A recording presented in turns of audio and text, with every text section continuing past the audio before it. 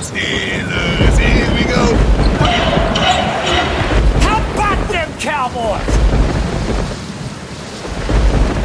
What's going on, everybody? DeCoven Riggins here. Marcus Brown once again. Representing the Cowboys. Black and yellow. Steelers all day. And we both represent that OKC Thunder. So Thunder. we're here to bring you some news, you know. We put out the podcast a couple days ago, just to kick off the podcast. But we want to talk a little bit about the Thunder today. Some news dropped. Definitely. Patrick Patterson has been bought out. Bye-bye. Real interesting because at the end of the season, we really didn't see much of Patrick Patterson at all. And I think he understood that bringing in Mike Muscala, bringing in Danilo Gallinari, he probably wasn't going to get much PT. He wasn't getting PT beforehand. I mean, but, you know, we lost some key pieces, so he might have gotten. Look, we lost Jeremy Grant, so. Let me talk to you for a second, bro, if you're watching the podcast.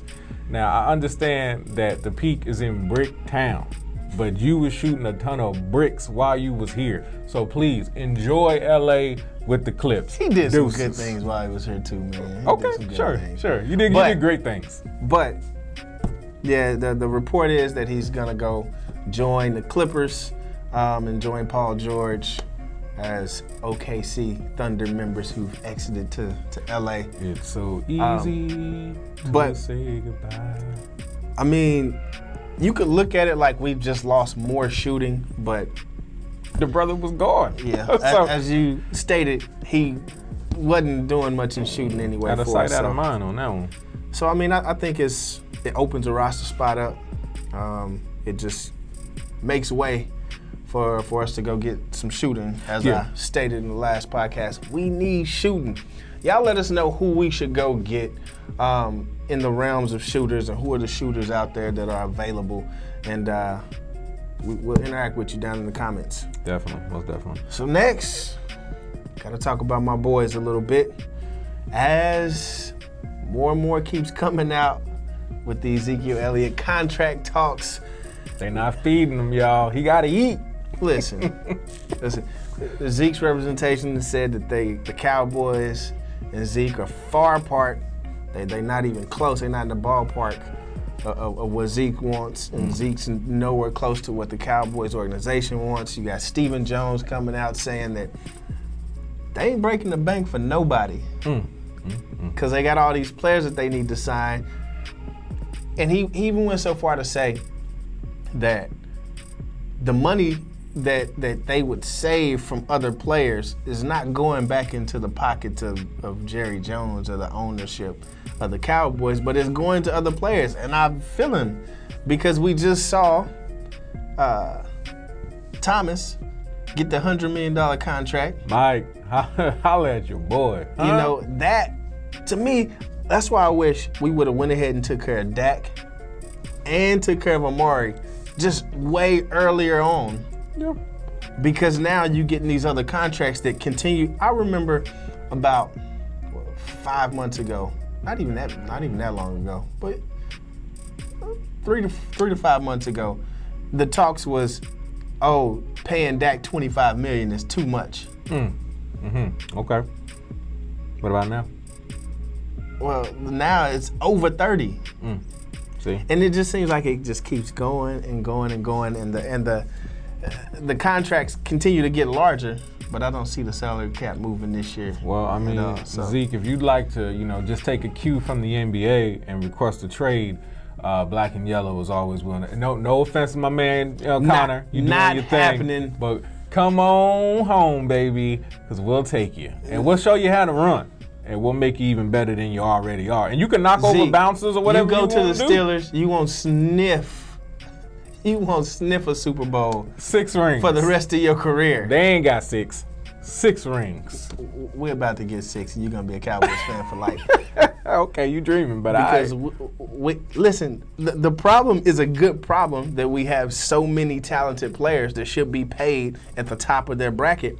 But to me, if I'm Zeke, if I'm Dak, if I'm Amari, I would all sit down together and say, hey, man, what can we do to make sure that we all get paid, but we can all still be here together? I can see Amari and Dak possibly doing that. But I can't see Zeke sitting in the room talking about, how can I lose money to help y'all? But it ain't about him losing money. He's going to be gaining. Zeke is set to make $3.8 million this year. That could go up to $14, $15 million. I say, $3 million ain't nothing to them, man. That's what I'm saying. It could go up to 13, 14 million, Y'all 15 million. Look, y'all losing Zeke. I see Jerry Jones pretty much all but said we don't need to. He just said that.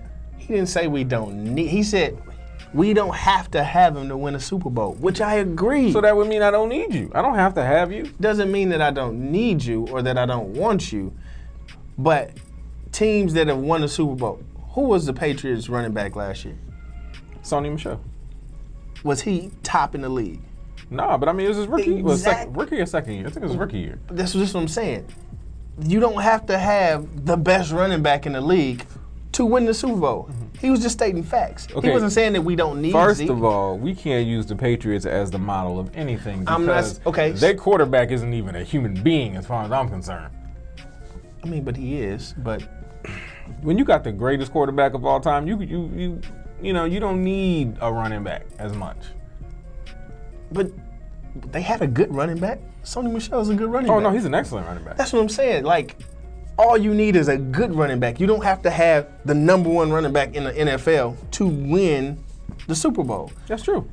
And that's all Jerry Jones was saying. He wasn't saying we don't need Zeke. He was just stating facts. Jerry said, Alfred, welcome. Zeke, holla. Nah. That's what he said. He brought Alfred Morris back because we need stability at the running back position, even when Zeke is there. One, because we don't want Zeke taking all the carries. He's been leading the league in carries for the past, well, you say 3 years, because even the year that he set out, when he came back, he had more carries than everybody else.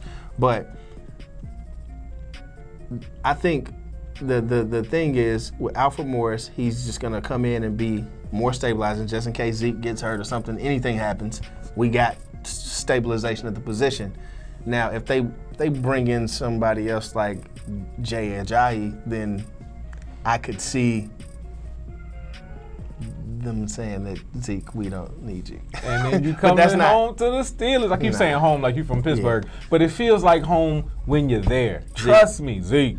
Come eat, man. Zeke, you know you want to be in Dallas. All we got is cereal. You can eat all day. Cereal's full of hundreds. Yeah, you can sit on the couch and eat cereal while we're in the playoffs. So, oh, this guy. You know, but talk about Amari, man. Talk about your dude. But listen, Cowboys are gonna be just fine. We're gonna get all these contracts handled. Okay. All of them are gonna get signed. Okay. All the way down to Byron Jones. Yep, to other teams. Nope. Nah, they all signing with the Cowboys. They gonna get it all worked out. Jerry Jones is a magician. Steven's gonna work it out. They gonna make it happen. Amari, he gonna get the bag. Okay. He been looking real good in training camp. But let's talk about the Steelers training camp. How things going over there in Steelers land? I'm going to say it like this when it comes to us. Well, first of all, we signed Mike Tomlin to an extension to take him out to 2021.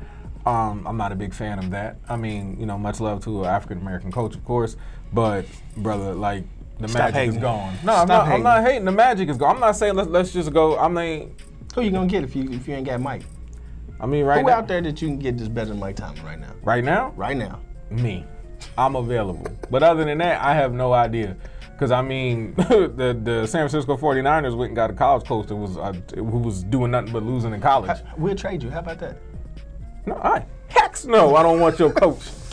So what, he could do some, air conditioning commercials in Pittsburgh? No, thank you. He need to be focused on the field. Also, our strong safety, Terrell Edmonds, he was saying that the defensive mindset this year is going to be interceptions.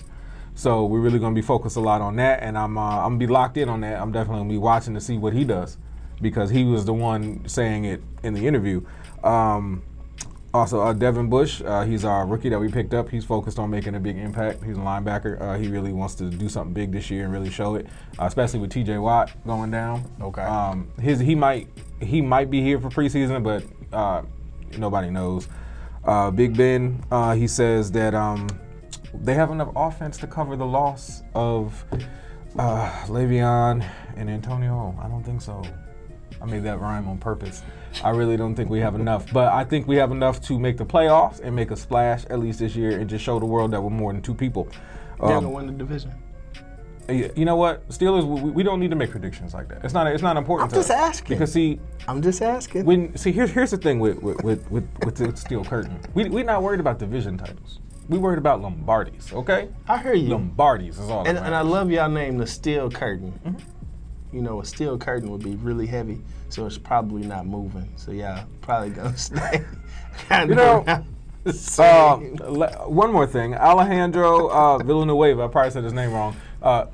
Much respect. We both served in the military, so always much love for him. He's left tackle. He got in a fight with Cam Hayward at practice today over the Game of Thrones ending. Yeah, I know. I'm not even going to delve any deeper than that. But that's just how strong the Steelers feel about things. That, we'll go at you for whatever. Because that's when you just had that mindset. But you always talking about Zeke wouldn't be happy here. But Michael Irvin begged on his knees to Jerry Jones to get Juju, and he wouldn't do it. I told Jerry Jones, this the only dude, this the dude I went to Jerry Jones and almost got down on my knees and begged to draft with Juju Smith-Schuster. Because again, I worked out with him. I saw this kid, I said he'll be the perfect guy to come in as a number 2 and take over as a number 1. And that's exactly what he'll have the ability to do. And now look at Juju, huh? Yeah, look he at Juju and all on that beat, on the field, huh? Jerry, you should have listened to Michael Irvin, but you didn't. What was his stats in the playoffs last year? You know what? That's all you could go to. I'm just asking. That's all you could go to. I'm just asking. It's fine. You know what? It's cool because Juju was comfortable where he's at. So thank you, Jerry, for another mistake made by you. Juju, keep going after it. Keep doing your thing on the field. Oh, he will. Keep watching the Cowboys in the playoffs. You know what? We're making the playoffs this year. We'll see. It's point blank period. I have no doubt in my mind. We had one bad year because we had a lot of issues, a lot of locker room drama, and now all that's taken care of. Everybody's feeling good. Coaches, he's not on the hot seat as much as he was now. He's feeling more confident. Now we're going to come together, and we're going to show the whole world what the black and yellow is about. We're going to see. Well, over in Cowboys land, the big talk is still contracts. But at the same time, like Dak said, like Amari said, they here to play football, and all that stuff will work itself out. And Amari didn't look really, really good in training camp. Routes are just crisp. He in and out. He's killing the game.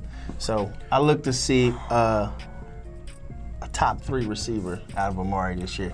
Dak's looking good in training camp, which is something that hadn't been said in his first 3 years. That everybody looks good in training camp. But Dak has not looked good in training camp in previous years. This is one of the first years that we can really say, man, he looks really, really good. So you're saying Doc, that's wrong.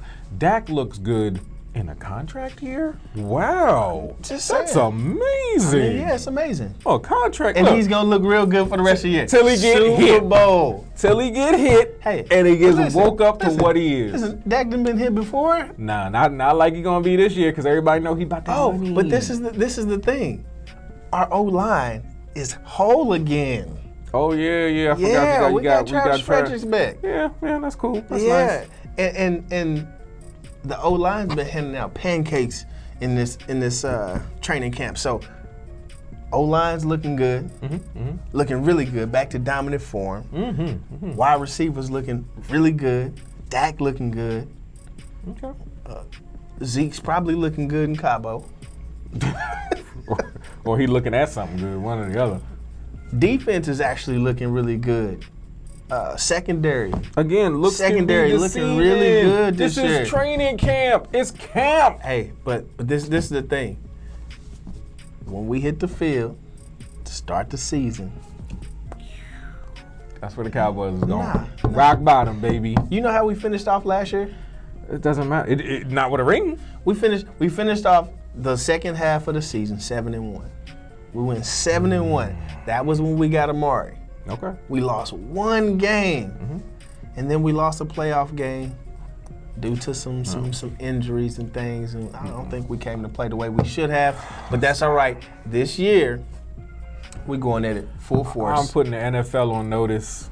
The Steelers are back, and we're gonna make it happen this year. And Brady, we coming for you, especially the Browns, the Ravens. I ain't going through what I said in the last show. All y'all be ready for us. And in the NBA, Westbrook and KD and everybody else who got something to say about us, trust and believe we coming for you too. It's gonna be different. My teams are taking over all sports this year. I'm saying it now. It's in the universe. Unless they play against my team. If the Steelers come up against the Cowboys, it's a wrap. But that's not gonna happen. If they make the playoffs, they're one and done. But the Cowboys this year, we got a real chance to go do some big things. Oh yeah, one thing to touch on. Sean Lee got a little hurt. But he gets hurt every year. Yeah, he got a little hurt. You know, he had a sprained knee. He sprained his MCL. It's just some minor sprain. It ain't even nothing serious. But that's okay. Do y'all even expect him to play? I mean, yeah, but Van Der Esch is looking really good. Now, I'm not a Cowboys fan, but man, he can ball. I will say that. Jalen's looking good. Okay. Smith. Looking real good. Our linebackers are looking good. Sean Lee just got a little nicked up. But that's what I think Sean Lee is more of a motivational speaker of the team at this stage. And he's just a really smart football player. He ain't smart enough not to get hurt. I mean, come on, man. You're hitting each other. Nah, man. Something bound to happen. Nah, I don't know. When I was in the NFL, I never got hurt. Man, how long was your career? Oh, I'm still playing. Madden comes out here in a couple hours. I'm in the NFL every year. Holla at us if y'all picking up that new Madden. Most definitely. Tell us who you gonna run with. My boy likes to take the garbage teams of the league and go try to rebuild. You know, I'm more new to playing Madden 4K, so I'm gonna probably pick it up too, so I can beat him in Madden and show him how to do it. Get beat. But y'all stay tuned for the next episode. We're gonna come with more news. As we get news, we're gonna bring it to you. So stay up. Keep watching the Steelers. Keep watching the Cowboys. Keep watching the Thunder, and just holler at us. Let us know what y'all think. Like, subscribe, hit that bell, and we'll see y'all next time. Peace.